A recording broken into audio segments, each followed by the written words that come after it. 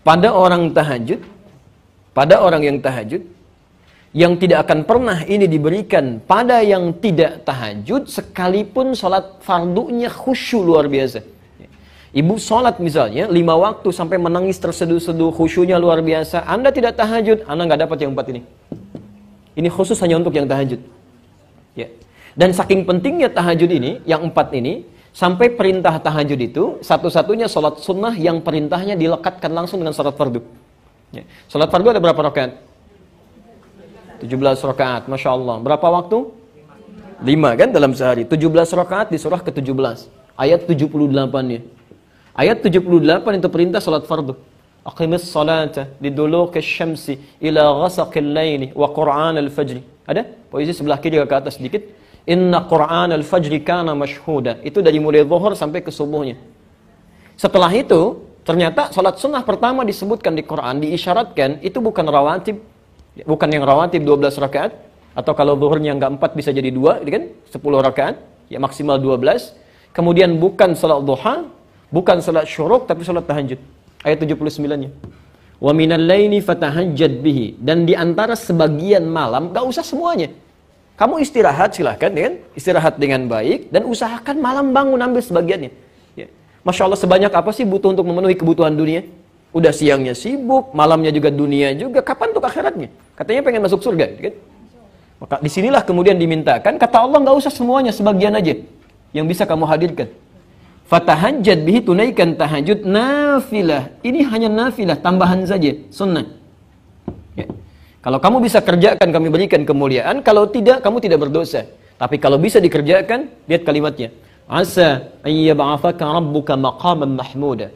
Orang yang mampu menunaikan tahajud, benar tahajudnya, kami jamin, kami akan sukseskan karirnya.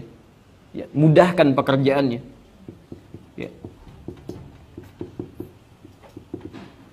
Ada kemudahan dalam beraktivitas. Bukan cuma mudah, tapi diangkat ya. Jadi ada makam mahmudah, itu beda bu. Ya. Kalau makam itu pijakan yang mengangkat derajat. Ya. Misal ada seseorang misalnya mendapatkan kebaikan, promosi jabatan, bisa disebut dengan makam. Tapi belum tentu orang bisa suka dengan itu. Mungkin ada yang iri hati, ada yang tidak sudi dengan itu. Kok bisa dia ya? Kenapa bukan yang lain? Ada. Tapi kalau seseorang terangkat naik dan orang semua paham memang dia yang pantas, dia yang layak, dia yang baik, maka makamnya ditambah dengan kalimat mahmudah, maqaman mahmudah. Ya. Nabi datang, ini kan ayat turun untuk membebaskan Nabi dari kepungan orang-orang Quraisy. Ya, kemudian beliau keluar dari Mekah, hijrah ke Madinah kan? Perhatikan, ketika datang ke Madinah bukankah sudah ada pemimpin di sana? Ya kan? Ada Abdullah bin Ubay bin Salul, ada kepala suku yang lain. Ketika datang Nabi orang baru, tidak mudah mengangkat beliau sebagai pemimpin. Mungkin ada yang tidak suka, tapi orang kebanyakan mengatakan beliau yang pantas, beliau yang baik dan sebagainya. Ya, pelan-pelan. Ya. Kemudian yang kedua, wa qur rabbi adkhilni mudkhala sidqin, akan dimudahkan urusan pekerjaannya, dibimbing mengawali aktivitasnya, dibimbing Allah. Ya, mengawali aktivitas. Dibimbing Allah subhanahu wa ta'ala. Masya Allah, tidak ada yang paling nyaman, paling mudah kecuali mendapat bimbingan Allah subhanahu wa ta'ala. Di rumah tangga dapat bimbingan, mau ke kantor dapat bimbingan. Ketika dibimbing Allah tidak mungkin menemukan teman yang jelek, tidak mungkin menemukan makanan yang buruk, tidak mungkin menemukan pakaian yang buruk dan sebagainya. Wa akhrijni mukhrajas sidqin, wa akhrijni mukhrajas sidqin. Diberikan solusi terbaik ketika punya masalah. Alhamdulillah. Ibu sedang jalan nih, begitu jalan, kan? Masya Allah, tiba-tiba ada petugas berseragam kasih isyarat, bu, minggir gitu ya. Baik, apa yang sudah tergambar dalam benak ibu? Baik, tilang dan sebagainya. Ini kadang-kadang orang suka keliru ya. Ya, suka keliru gitu. Kan tidak, Masya Allah, ibu jangan membayangkan sesuatu yang kurang baik dulu gitu ya. Boleh jadi beliau mau mengecek, menunaikan tugas dan sebagainya. Kadang suka salah persepsi. Datang itu untuk nanya, tiba-tiba ngeluarin SIM, ditanya enggak gitu kan. Atau yang salah kaprah mengeluarkan uang misalnya, kan nggak diminta, kenapa dikeluarin? Ya. Saya pernah mau isi khutbah di daerah Kuningan, Mega Kuningan. Kami duduk di depan, saya sudah gunakan jas, samping kami teman di jamaah, ya beliau sudah agak sedikit sepuh yang bawa mobilnya.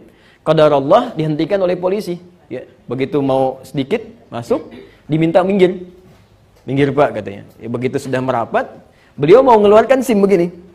Ya, si polisinya mengatakan mau kemana B, gitu kan? Beliau senyum, melirik kepada kami, saya kemudian langsung saya jawab, mau Jumatan Pak? Saya khutbah gitu. Oh sudah, langsung aja. Langsung aja. Lalu saya katakan kepada teman kami tadi, Pak, pertanyaannya kan, mau kemana? Bukan minta SIM. Jadi kadang-kadang kita keliru dalam bersikap karena menjawab tidak sesuai dengan pertanyaan. Ibu bisa pahami nggak? Anak kita sekolah, ada pertanyaan, dijawab tidak sesuai dengan kadar pertanyaannya, salah kan? Kadang-kadang polisi belum nanya, sudah dikasih macam-macam, ya salah gitu. Ya, banyak orang baik Bu, banyak orang baik di kepolisian tuh. Kalau saya ke Mabes atau ke Polda itu Masya Allah gitu ya, orang sudah merapat ke masjid, banyak yang berdoa dan sebagainya. Tidak semua buruk, kadang-kadang yang masuk ke setannya bukan petugasnya, manusianya juga yang salah gitu. Jelas ya? Baik, ini bagian yang pertama ya. Jadi kalau kita sering mendekat kepada Allah, kasih solusi ya. Nggak harus ada biaya kok, nggak harus banyak tenaga ya. Pelan-pelan. Yang terakhir, waj'alni min ladunka sultanan nasira. Kalau diganggu dalam hidupnya, Masya Allah, kadang-kadang ada orang ingin menyingkirkan, menyungkurkan, menyudutkan macam-macam, kan? Orang yang rajin tahajud, perhatikan, akan langsung ditolong oleh Allah tanpa perantara. Ya. Tanpa perantara.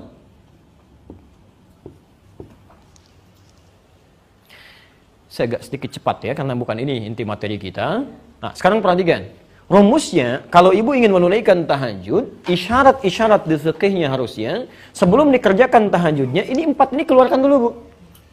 Ibu tulis, tempelkan di samping dinding tempat kita tidur itu. Begitu Anda mulai miring ke kanan dan melihat tulisan ini, nggak punya rencana atau tidak terfikirkan tahajud pun, ibu malam bisa bangun. Bisa bangun, kan? Ya. Coba apalagi ibu tambahkan tulisan, kamu kan kesulitan, dikasih solusi, kenapa nggak mau dikerjain? Ya. Nabi, Rasul, orang paling soleh, tahajud sampai bengkak-bengkak. Kamu bukan Nabi, bukan Rasul, surganya belum jelas, macam-macam dan sebagainya, nggak mau tahajud. Terus nuntut lagi pengen cepat selesai masalah. Ya, bangun, kan? Tuliskan. Ya. Di sini ibu bisa bangun karena ada motivasi. Ya, mulai persiapan, susun alarm sampai 3 kan? Alarm pertama mematikan alarm kedua, alarm kedua siap-siap dan seterusnya. Oke. Wah, kan?